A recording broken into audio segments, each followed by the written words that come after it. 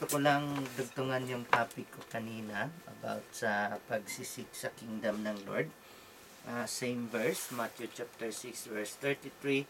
But seek first the kingdom of God and His righteousness, and all these things shall be added unto you. Sabihin nyo, yan na naman, ano kaya topic ni Pastor? Hindi na makaalis-alis dyan. Okay, so, ganito kasi yan. If you are kingdom conscious, you should be disappointed to see people long enough in church but hasn't found the kingdom or far away from God's kingdom. Napapansin niyo po ba na hindi guarantee na ang isang pag-attend mo o ang isang pagdalo sa church ay nasa kingdom ka na. Maraming tao tumatanda na sa church pero hindi pa nakasumpong ng kingdom. At maging ang pagdalo sa born again na church or full gospel na church, hindi yun guarantee na nakasumpungan mo ang kingdom. Hindi lahat ng mga nangangaral ng salita ng Diyos ay nakatuklas ng tunay na preaching ng Panginoon na dapat ipangaral ang patungkol sa kingdom. Amen. Okay? Kasi hindi enough na ang isang tao ay maligtas. Kasi nga, ang kaligtasan is preparation ito para sa next life natin. Pero ang nais ng Diyos, gusto niya na maging sa buhay natin dito, pinagharian niya na tayo. Okay? So, seeking God's kingdom is the summary of our duties as believers of God, but the question is, do we really seek it? Amen. Alamin natin. Aim natin sa topic na ito. For us to seek God's kingdom in all things, in all aspects of life, at all times. Mahirap yan. Pero hindi sinabi ng Lord, seek first the kingdom of God if you have the opportunity when your day off, not sometimes, but command niya is all the time, in all things. Okay, so, kahit madalas na natin itong marinig, pakinggan pa natin. Areas where we should seek God's kingdom. Bigyan ko kanya ng example. Sa priority natin. Priority ba natin ang kingdom ng Lord? No. Ha? Okay, so, is the kingdom of God our top priority or most priority? And His kingdom as well? Oh, nasingit na naman itong slide na ito. Nalaktawan ko yung slide na ano. Okay, so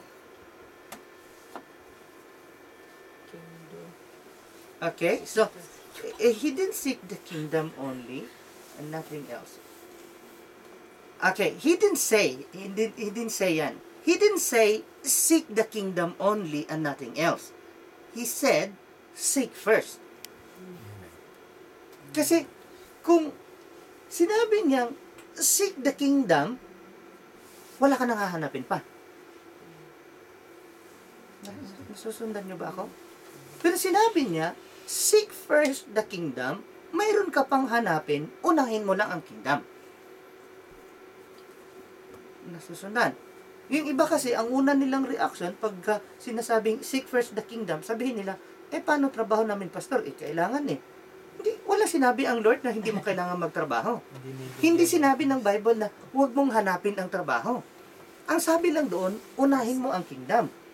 Kasi kung sinabi niyang seek the kingdom, hindi na tayo kailangan magtrabaho. Ang trabaho lang natin is to seek the kingdom. Sabi lang niya, seek first the kingdom. Klaro? Okay, so when it comes to spending our time, where do we spend most of it? Ha? When it comes to our activities, is it number one or does it covers most of it?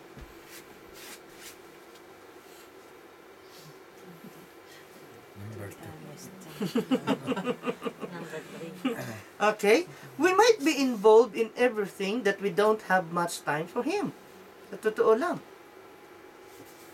Napaka-busy natin, napaka-stressful ng buhay natin kasi we have plenty of things to do but less time to do. When it comes to the kingdom, parang tira-tira na lang yung oras natin or energy natin para sa kingdom.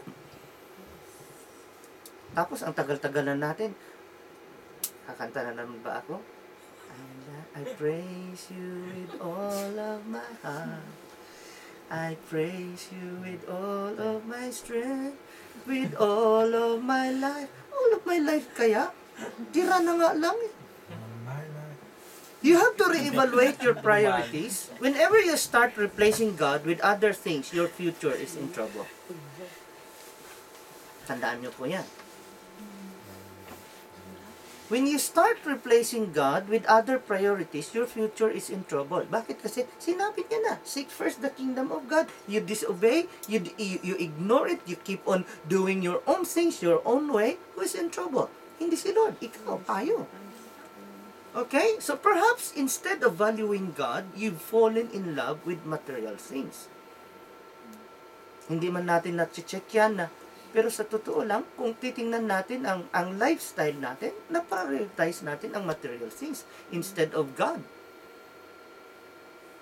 Amen ba? Masakit ba ang katotohanan? So, you used to make God your priority, but now you have been busy with your job that you can't attend church regularly. Self-explanatory, walang personalan. So, una, areas na i-check natin if we are seeking God in all things, in all ways. First is priority. Second is values. Important and enduring beliefs, ang ibig sabihin ng values ay important and enduring beliefs or ideals shared by the members of a culture about what is good or desirable about what is not.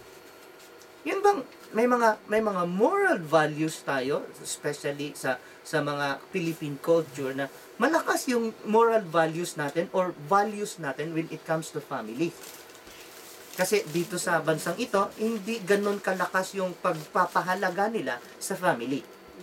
Nasusundan nyo. So, actually, worship means placing the greatest value. Ang ibig sabihin ng worship ay pagpapahalaga. Nanggagaling ito sa Old English word na worship. Kung naalala nyo ang explanation ni Pastor Alan dyan, ito ay mga barko na may halaga. So, worship. So, kung mahalaga yung karga ng barko, papahalagahan mo yon kasi it is worth. So, ganun din, ang pag-worship sa Lord is pagpapahalaga. Ano ba ang mas higit mong pinapahalagahan sa buhay mo? Next question na naman. Yes. Okay. Do we value God's kingdom of greatest worth? Di bali nang mawala ang lahat? Huwag lang ang kingdom? Or saka na lang ang kingdom? Andyan lang naman yan. What do you value most in life? Do you value the pursuit of money? Parang silence means yes na ata. Yan. Don't you value being famous, success, and reputation? Na, di bali na magsinungaling, huwag lang isipin ng tao na Christian ka pa naman, mayroon silang magiging bad impression sa'yo, parang mini-maintain mo yung reputation mo sa kanila, kaya di bali nang alam mong nagsisinungaling ka, mini-maintain mo lang yung reputation ng tao sa'yo, na mayroon akong image mo sa tao, mayroon na akong narinig na medyo kakilala or nandun lang sa Roehampton na medyo church-goers din, Catholic nga lang, medyo sumabit. Sabi lang nila is, huwag na lang daw ikwento, nakakahiya sa mga kasama sa church. Mga bagay na ganyan. What friendships and associations take priority in your life and which are you pursuing? Sa maging mga kaibigan mo, ano mga friendships ang pinapahalagahan mo? Ano ang mga friendships na meron ka? Ano ang friendships na hinahangad mo? Na di bali sa iyo bang friendship, so mga relationships to other people ba pinapahalagahan mo yung relasyon ng kapwa mo mananampalataya or mas importante pa sa iyo yung mga barkada mo kasi game sila? Kaya nga, we should check these areas in our lives so that we will be able to seek the kingdom of God at all times, in all ways, in all things. Okay? Sometimes, our professional or social relationships become more important than God, so we've strayed off course. Na mga activities natin sa trabaho, hindi natin matanggihan kasi may dinner, may night out sila or may gimmick sila. Pero kapag kingdom ng Lord, napakadali natin gawa ng paraan na, kasi may trabaho ako. Pero kapag may mga night out, may party, makikipag-swap, nagagawa ng paraan.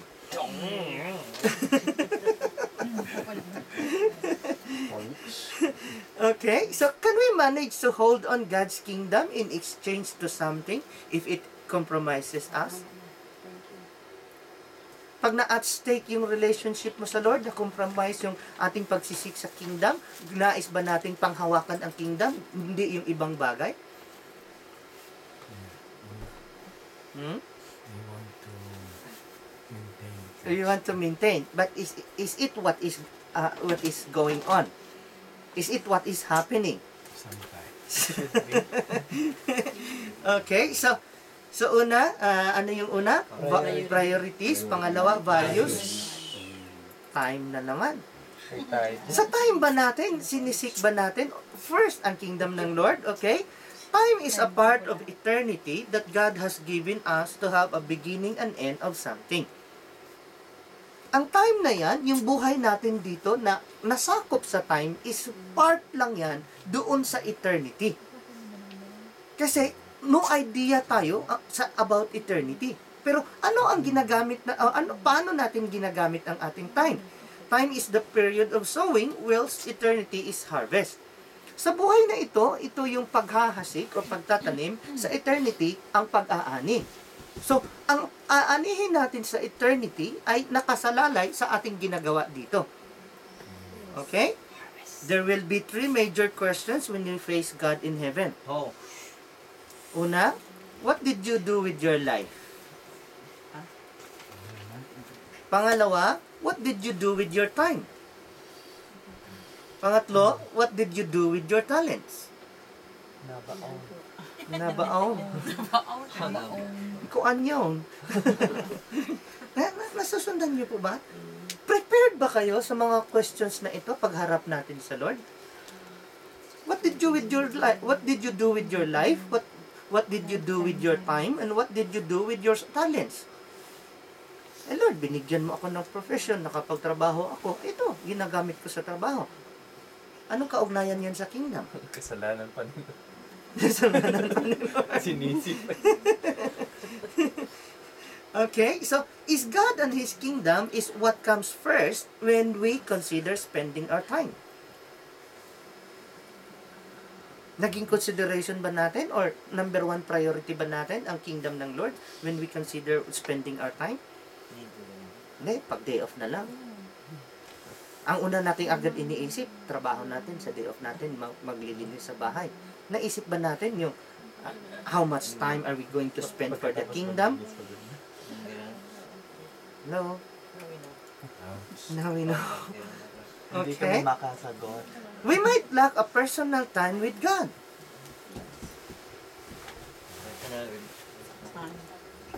Not might, it's not might.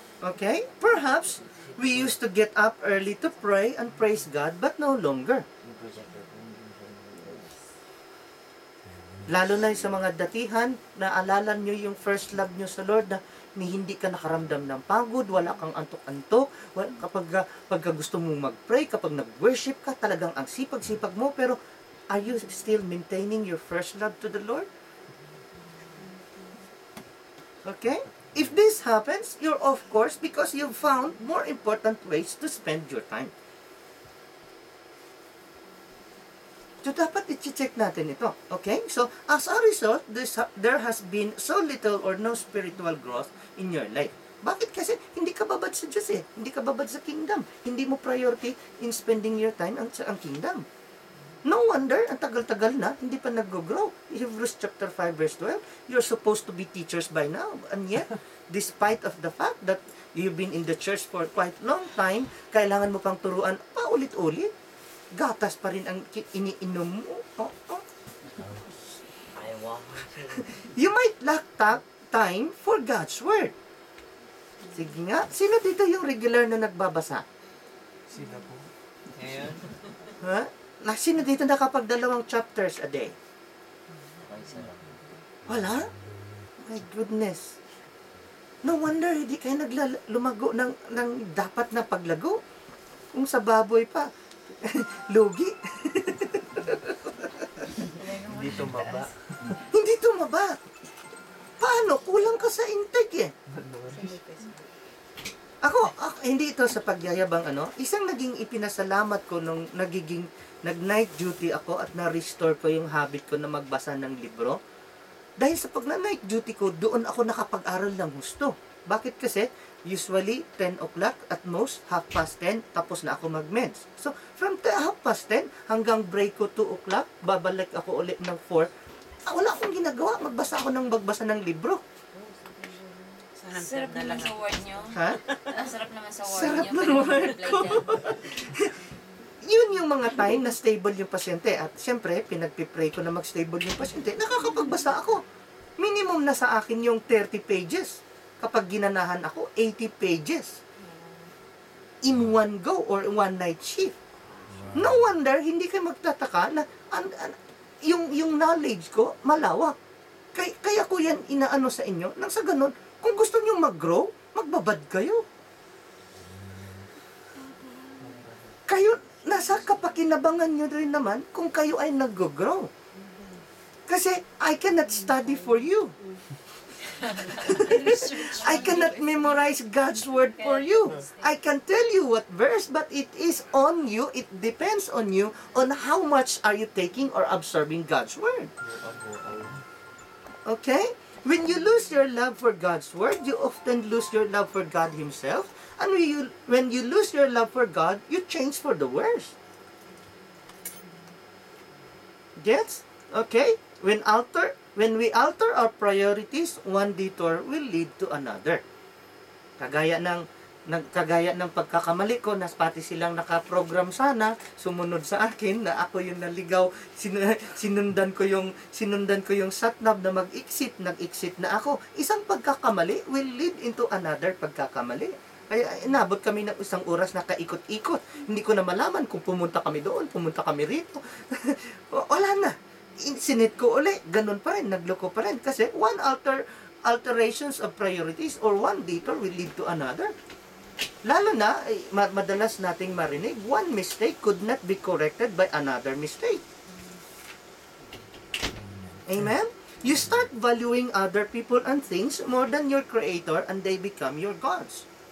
Actually, ang idols, hindi lang ang idols, yung mga images na tinutukoy ng iba. Anything could be your idol.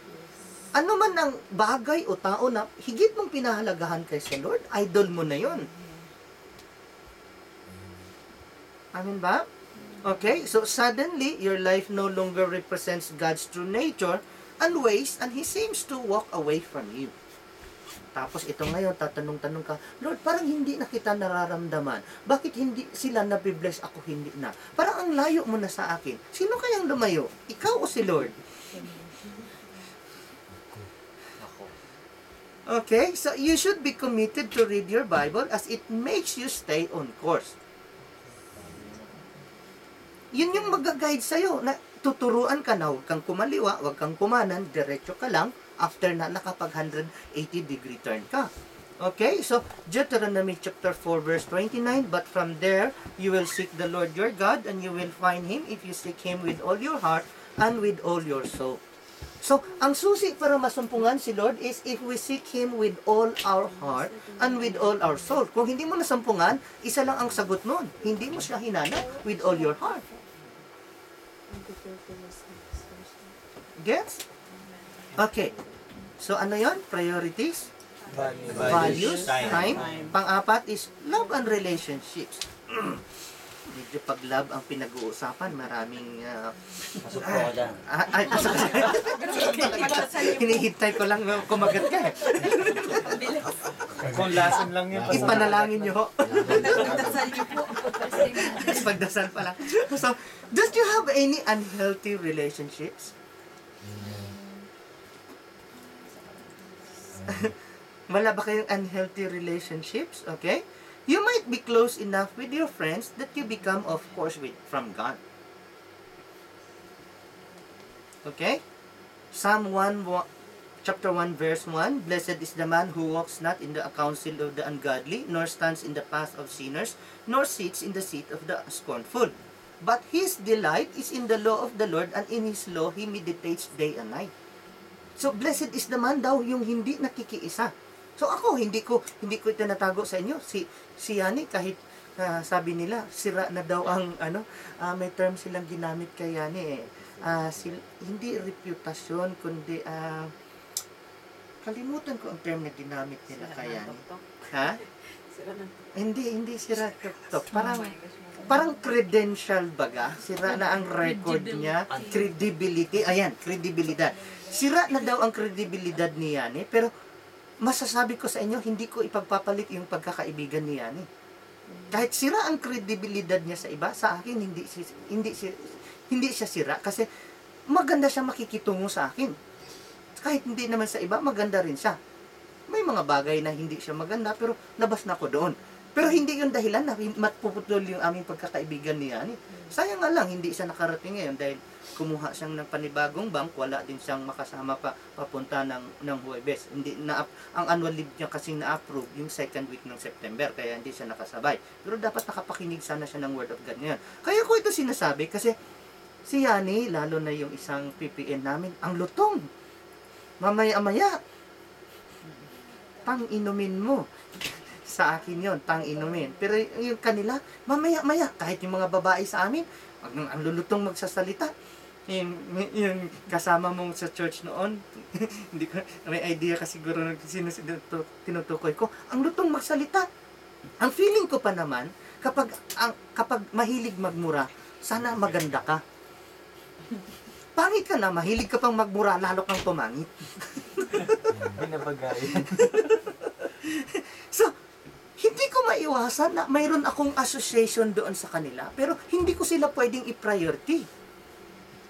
When it comes to activities, when it comes to parties, hindi na sila nag-i-invite sa akin. Bakit? Kasi alam nila wala akong panahon sa ganun.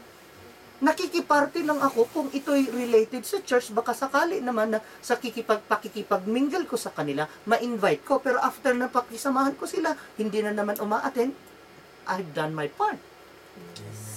So sabi ng Bible, blessed is the man who did not stand in the scornful or who did not sit in the seats of the ungodly. Pero sa mga relationships ba natin, ano ang pinapahalagahan natin? Na yung iba nga, sabihin nila, hindi ako a-attend kasi may pupunta yung pinsan ko. Klarong-klaro, hindi pala kingdom ang priority. Priority yung pinsan. Sana naman yung pinsan na yun ay, kamag-anak, hindi kasintahan. Kaibigan. Okay, 1 Corinthians 15:33. Do not be deceived, evil company corrupts good habits. Nagtataka nga sila yan kasi hindi nila ako napapamura, hindi lang nila alam sa bahay nagmumura ako. Okay, perhaps you start dating who isn't interested with him and doesn't want to go to church. Mukhang wala naman masyadong nakaka-relate dito. Sa totoo lang, maraming mga Christian na mga asawa ngayon or mga misis ngayon nagkaroon ng problem kasi on their time, sa panahon ng courtship, sinabi na nga huwag mag-asawa ng hindi believers kasi tiningnan mo medyo matangos ang ilong kaysa pastor mo ngayon o mas pogi. Ayun, pinatulan mo hanggang sa nagkalitse-litse na yung buhay mo. Bakit? Kasi sinabi na nga huwag gawin, ginawa mo pa, nagkakaproblema. Sabi ni Sister Rica, sana narinig ko na yung preaching na yan noon pa. Pogi daw kasi ang tinitingnan niya. Siyado kayo seryoso, kwento mo na tayo. Nakwento ko na kay Joy ito. Meron daw nabasa ko lang sa post sa Facebook. Meron daw pangit na Pinoy. May hawak na mapa. Tapos nakasumpong siya ng ferry. Sabi ng ferry sa kanya, ano ba yung hawak mo? Sabi ng Pinoy na pangit mapa ito ng US kasi gusto kong pumunta doon para doon ko makasumpong ng mapapangasawa ko.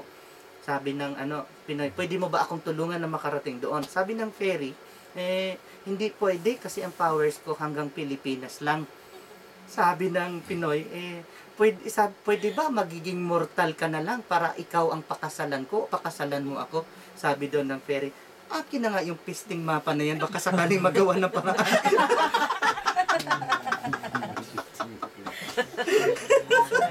Ang pangit na talaga. Kahit fairy, ayaw niyang patulan. Maaring sabihin yung, bastos naman tong pastor, nagmura pa. Ipinapakita ko lang sa inyo na once na titingin tayo doon sa physical or outward appearance ng isang tao pagdating sa relationships, magkakaproblema ka.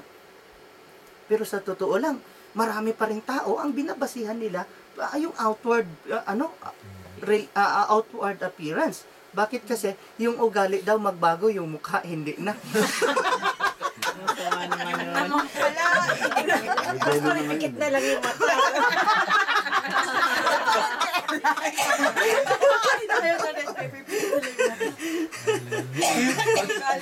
Okay. So, if this person doesn't value your highest priority, he or she doesn't deserve to be with you. Okay? Just because someone is good looking, he or she is the right one for you. Hindi ganun yun. Okay? You should also evaluate your professional associations. Amen ba?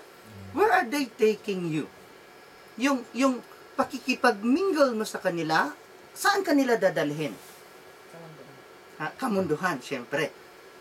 Sino ba ang nadala? Sila ang nadala mo o ikaw ang nadala nila? Ikaw ang madali. So, dapat maging sa mga associations natin, mga relationships natin to other people, na kinoconsider natin ang kingdom. Naisip ba natin yan? Hindi, sabi lang natin, masyado ka naman ng KJ, magiging practical ka naman, nasa London ka na. Okay, so you should not sacrifice your relationship with God for a job. Okay? If you're spending time with people who will turn you from Him, it's time to recalibrate your relationships. Ibig sabihin ng recalibrate? Malay ko. I-adjust. Time mo mag-adjust. Time mo mag-make ng change. Magiging flexible ka para mag-cope. Magkaroon ka ng adaptation. Okay? Pang-5, entertainment instead of personal growth. Tingnan natin kung nauuna ba na ang kingdom. This is often a significant problem. Why? But most people don't even think of it. They will spend hundreds of pounds on concerts or DVDs that are not really helpful to them, but they won't put any money into something that will enable them to grow spiritually, intellectually, and emotionally. Maaaring nakakabili ka kung ano-anong mga bagay, pero yung para sa personal development or growth mo, how much did you spend? Nothing. Nothing. Baka hanggang ngayon, wala ka pang sariling Biblia, wala akong tinutukoy.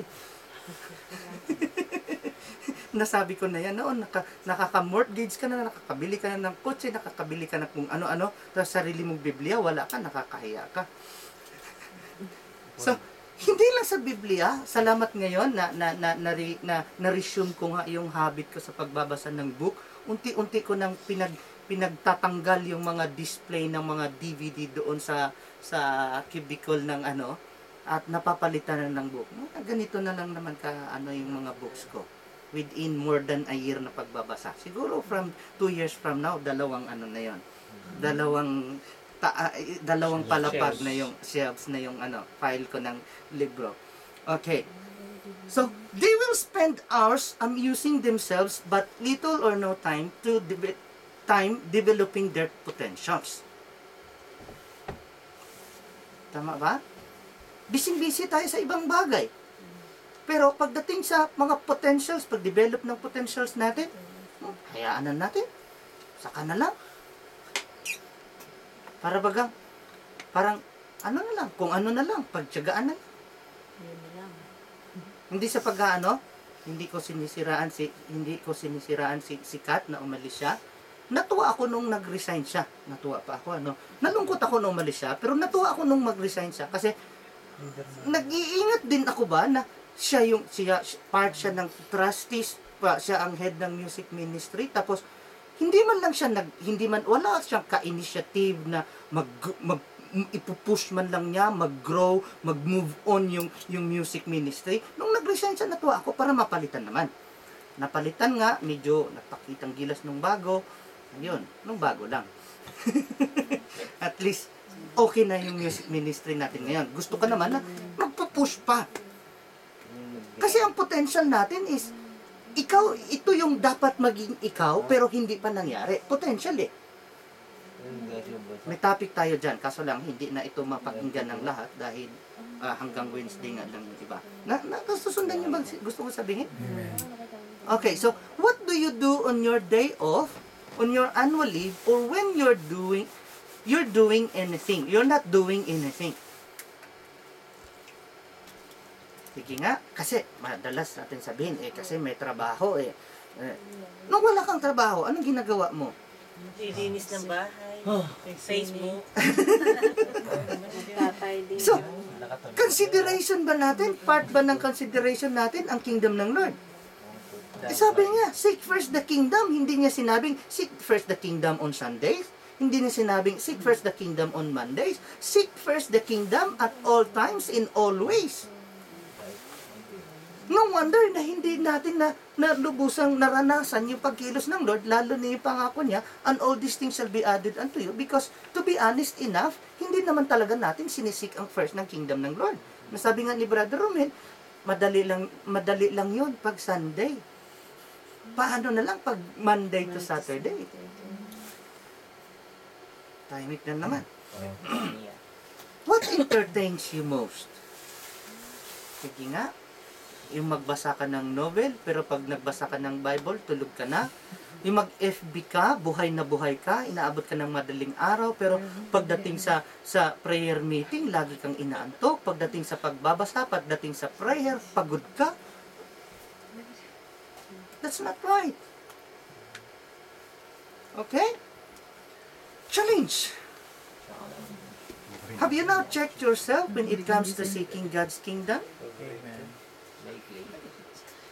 Sa priorities mo, sa values mo, sa time mo, sa relationships mo, sa love and personal growth. Parang love lang talagang In retain love. in love talaga. Ipagdasal nyo.